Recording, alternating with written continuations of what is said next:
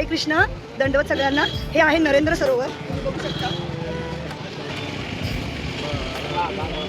गुंडीचा मंदिर आहे पाठीमागं। त्यावेळेला भगवंतांना स्नान यात्रा असते, त्याचबरोबर जगन्नाथाची रथयात्रा असते। त्यावेळी ह्या सरोवरातून पाणी नेऊन आपलं सर्व गुंडीचा मंदिर साफसफाई केली जात होती। ही जी सुरुवात आहे ती चैतन्य महाप्रभूंनी केली होती। त्यांच्या सर्व पार्षदांना घेऊन ते गुंडीचा मंदिर साफ करत होते नरेंद्र सरोवरातून पाणी नेऊन। त्याचबरोबर जेव्हा मोठी हे केली जाते नौकाविहार जगन्नाथांना, तेव्हा ह्याच नरेंद्र सरोवरामध्ये जगन्नाथ बलदेव सुभद्रा मैयाला नौकाविहार केला जातो। हरे कृष्ण। हरे कृष्ण। भक्ती सिद्धांत सरस्वती ठाकूरांचा गौडीय मठ आहे।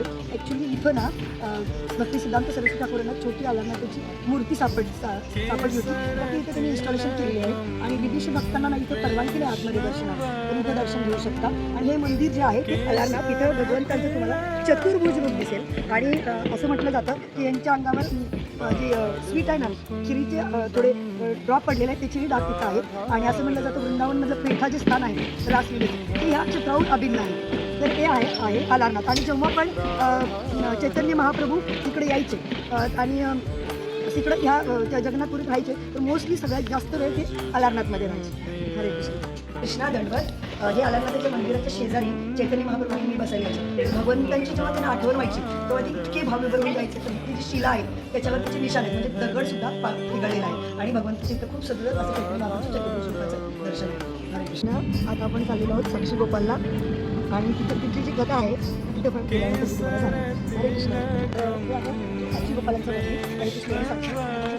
तर वृंदावनमध्ये एक गरीब ब्राह्मण आणि एक श्रीमंत म्हणजे तो वृद्ध ब्राह्मण होता, यात्रेला गेले होते।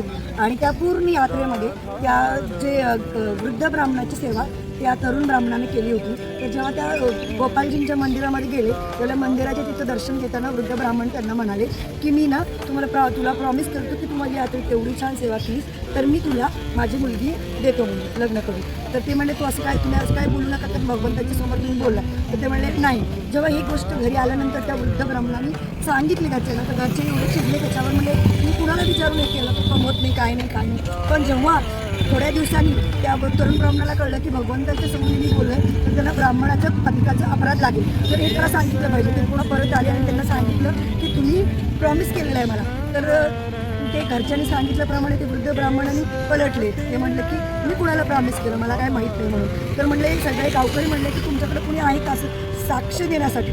तर म्हणले हां गोपालजी होते। म्हणले जा त्यांना घेऊन या। म्हणजे ते कशी काय येतील? मग म्हणले लग्न होत नाही म्हणून ते पुन्हा चालत गेले आणि गोपालजींना सांगितली सगळी गोष्ट। गोपालजी म्हणले सगळं ठीक आहे, तुझं बरोबर आहे, माझ्यासमोरच तुमचं, पण मी काही चालत येऊ शकत नाही बाबा। तर तो तरुण ब्राह्मण म्हणला काय येऊ शकत नाही? तर ते म्हणले मी काही चालू शकत नाही। म्हणजे तुम्ही बोलू कसं काय शकता म्हणून? तर ते म्हणले मी ठीक आहे म्हणे, मी बोलू पण शकतो, चालू पण शकतो, तुला एकट आहे, मी तुझ्याबरोबर येणार, पण तू पाठीमागं वळून बघायचं नाही। प्रत्येक ठिकाणी तू मला 1 किलोचा भात करून गावकऱ्यांच्याकडून माधुकरी मागून तांदूळ आण, मला भात करून दे, आणि माझ्या चुनचुन पैंजणाचा तुला आवाज येईल आणि त्या पैंजणाच्या याच्यावर तू मागं बघितला की मी थांबणार नाही। आणि बरोबर तो ते काम करत होतं, एका ठिकाणी त्यांना पैंजणाचा आवाज आला नाही, आणि जेव्हा ती येऊन थांबले तर हे ते ठिकाण होतं जिथं ते थांबले। तर ते भगवंत म्हणले मी तिथून पुढे येणार नाही, तुझ्या गावकऱ्यांना घेऊन। मग तिथून गावकरी आले आणि भगवंतांच्या साक्षीनं त्या मुलग्याचं तरुण ब्राह्मणाचं लग्न त्या मुलगीचं लागले। अजूनही वृंदावनमध्ये हे मंदिर काम आहे, साक्ष द्यायला आले म्हणून ते साक्षी गोपाल। आणि असं म्हटलं जातं जोपर्यंत जगन्नाथपुरीमध्ये येऊन तुम्ही भगवंतांना इथे येऊन भेटत नाही, साक्ष देत नाही, हजेरी लावत नाही, तोपर्यंत तुमची यात्रा सफल होत नाही।